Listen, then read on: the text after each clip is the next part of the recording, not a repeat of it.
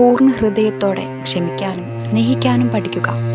നിങ്ങളെ ഇഷ്ടപ്പെടാത്ത വ്യക്തികളെക്കുറിച്ചോർത്ത് വിഷമിക്കാതെ സ്നേഹിക്കുന്നവരെക്കുറിച്ചോർത്ത് സന്തോഷിക്കുക.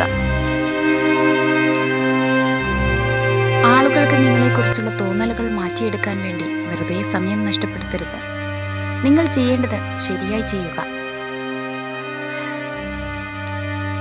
കാര്യങ്ങൾ എളുപ്പവും മികച്ചതും ലളിതവുമാകാൻ വേണ്ടി കാത്തിരിക്കരുത്. ജീവിതം എപ്പോഴും സങ്കീർണമായിരിക്കും. ഇപ്പോൾ ഈ നിമിഷം സന്തോഷിക്കുവാൻ ശ്രമിക്കുക.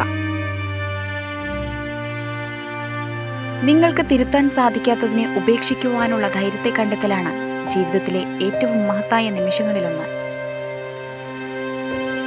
ബന്ധങ്ങളുടെ വേരുകൾ ശക്തമെങ്കിൽ ആഴങ്ങൾക്ക് അവിടെ പ്രസക്തിയില്ല.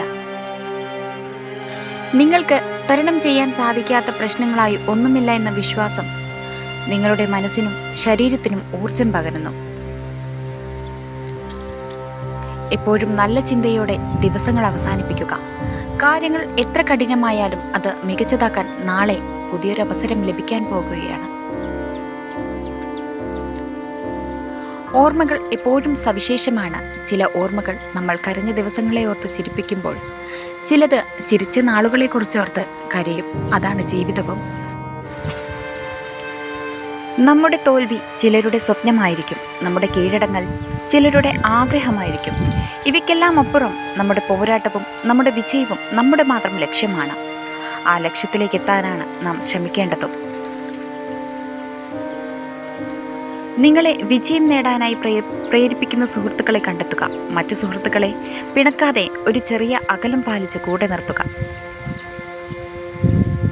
നിങ്ങൾ ഒരാളെക്കുറിച്ച് ഏറ്റവും കൂടുതൽ സംസാരിക്കുകയാണെങ്കിൽ അതിനർത്ഥം ആ വ്യക്തി നിങ്ങളെ അനുകൂലമായോ പ്രതികൂലമായോ സ്വാധീനിച്ചിരിക്കുന്നു എന്നതാണ്.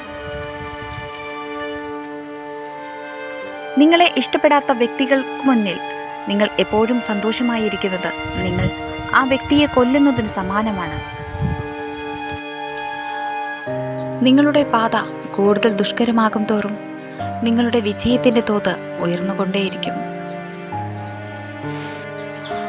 നമ്മളെ പരിചയമുള്ള ആരെങ്കിലും നമ്മോട് ഒരു കാര്യം ചോദിക്കാനുണ്ട് എന്ന് പറഞ്ഞാൽ നമ്മൾ അടുത്ത കാലത്ത് ചെയ്ത എല്ലാ മോശം പ്രവൃത്തിയിലൂടെയും ഒന്ന് മനസ്സോടിക്കും. ശരിയല്ലേ? Thank you for watching. Please support and subscribe.